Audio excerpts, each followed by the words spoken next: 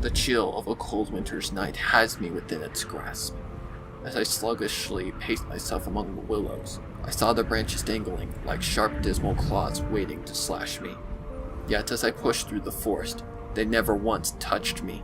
Instead, those limbs remained above my head, swaying to the howling wind. As the snow covered the earth, some of it lingered in the air, illuminated by Luna's full moon. The snowfall tinted my surroundings with a light shade of blue. The vegetation lay dead upon the beaten trail, withering away with each brown leaf drifting to the ground. Besides the whistling wind and my hooves pressing upon the rocks, snow, and leaves, not another sound was heard.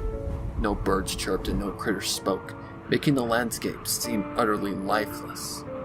I sighed, dragging myself along the muddy road and over the fallen trees. In the distance, I gazed upon a black iron gate. On each side, a burned-out lantern stood in its own stone pillar, both holding the gate's hinges. Vines, thorns, and sprigs with gray flowers possessed the entrance, seeming to claim it within its natural right. The words Amino Cemetery were inscribed on a rustic iron arch above the gate's doors. Pushing them aside, causing some of the vegetation to crumble and fall to the ground, I made my way into the graveyard. I don't exactly know what struck me first. Was it the rows of stones rising above the layers of mist and snow? Or how dark and bleak the sight was? Was it always like this? I could think of a time when this place was lively, full of color from the roses, pines, and bushes surrounding the site in nature's own tight, warm hug. I remember on any given day, you could, ironically enough, take a relaxing stroll through this place, see the graves, and honor those who have passed. Now, any ounce of joy or happiness seemed to be shriveled up and gone. What now remains are the memories of those chiseled on their own stones. I slowly gazed around, trying to find any resemblance from what I had remembered. However, nothing seemed to appear as the way they were before. The tombstones were stained, corroding from the downfall of snow. The once wide gravel paths were now merely visible, covered with mud, dead ferns, and branches. Even the old vault, once a proud freestanding structure, was now showing its age. From where I stood, I could see cracks within its stone. I lowered and shook my head in dismay. This place was completely abandoned, something I'd never wished would happen here. Yet, as I trudged through the yard, passing by what's left of those rows of tombstones, my heart sank as my mind came to terms with reality. Nothing seemed to be left here except for the gravestones and the emptiness. Is this really how we remember things once important to us? Is this how we treat places of remembrance, like they're worth nothing to us? I thought for the longest time, a cemetery wasn't some place you ever left alone. It's always a place you can come to and feel the company of whoever laid there in rest. It's the place to feel joy and happiness, a sort of celebration of living life and remembering the times they spent alive. But I guess the idea doesn't really matter here anymore. All the love, the cheer, and glee had escaped through those gates. In return, the creeping cold darkness of despair seeped its way in and filled the gap left by happiness. It turned a once thriving place into a grave of its own self. I laid down with a thud. The freezing air brushed over me in defeat, as a single tear escaped my eyes. I heard something in the wind. Looking up and around, I managed to spot a raven perched on a mausoleum. It stared directly at me, cawing before brushing a wing. What does it want? Why is it speaking to me? Is it trying to draw my attention? Doesn't it know I have already given up? I sighed. I didn't know, but I felt like this bird cawed at me for a reason I've yet to care about. After all, it wants my attention, so what's stopping me from giving it? I stood up, brushing some of the snow off of my back, making sure the bird remained within my sight. It flew off. Great. Alone once more, I decided to walk among the gravestones as I searched for the raven. To my luck, I found the bird. However, it was perched on a grave I've never quite seen before. Could this be the one I came for? It was carved from marble, standing no taller than a few meters, an angel wearing a thin headband and a silk, sleeveless robe. While the sight of a heavenly being would appear cheerful to ponies, this did not seem to be celebrating anything.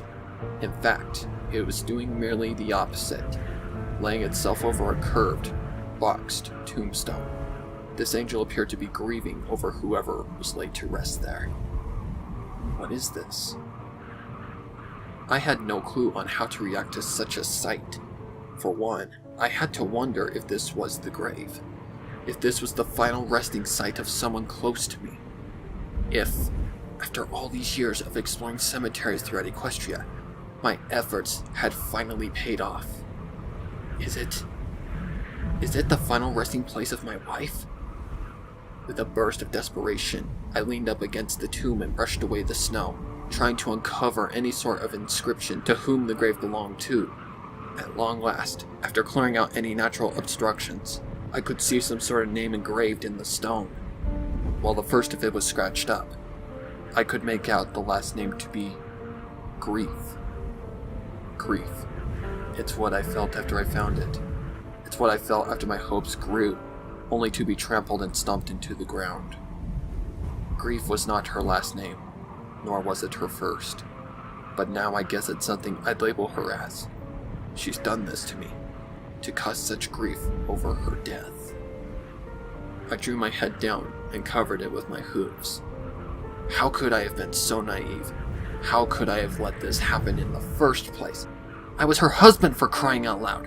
Why did I leave her behind before she died? It wasn't my fault, yet I felt like it was. It's my fault she died.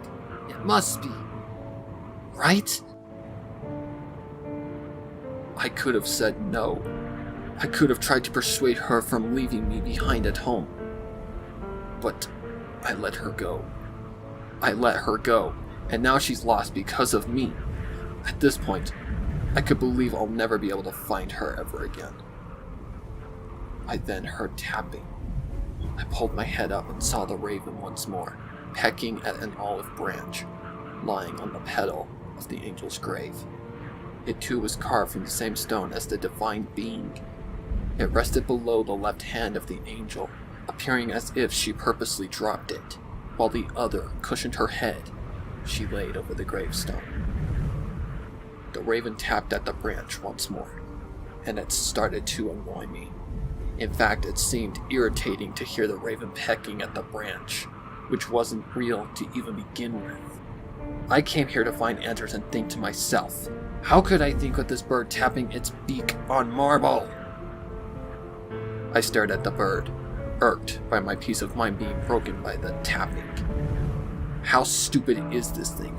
Why is it pecking at a fake branch? Doesn't it know it's not real? With rage filling my limbs, I knew I had enough of the bird's foolishness. I reared up, hoping to scare off the raven by stomping on the ground it stood. However, as my front legs came down, the bird flew away, and my hooves crushed the branch underneath. Breaking apart with a few snaps, it crumbled beneath my hooves. The defined olives, stems, and leaves were now smashed to dust by my hateful force. Meanwhile, I could only look down upon my destruction in terrified awe. As my hooves ached in pain, my mind simply raced with questions. What did I just do? Did I just destroy a piece of some pony's grave? Did I just vandalize some pony's resting spot? Did I just destroy something not worth tampering with?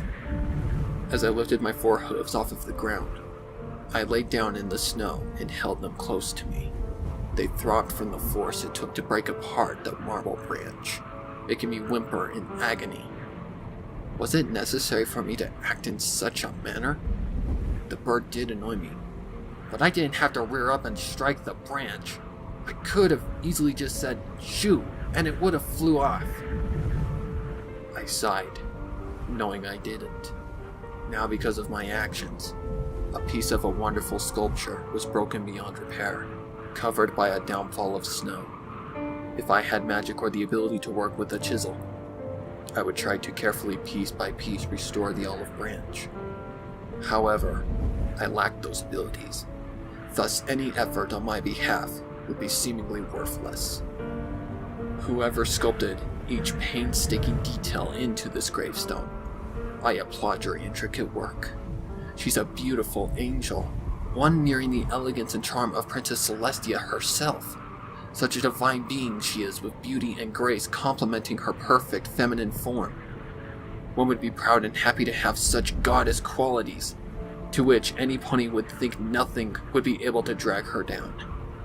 Yet I see her crying over the gravestone of a lost one. I see a once joyful creature who once celebrated in the light of day, now fallen to her knees, on the brink of sobbing over death. You're an angel. You shouldn't be able to feel the pain of a lost one. You should instead be celebrating the gift of life and beauty.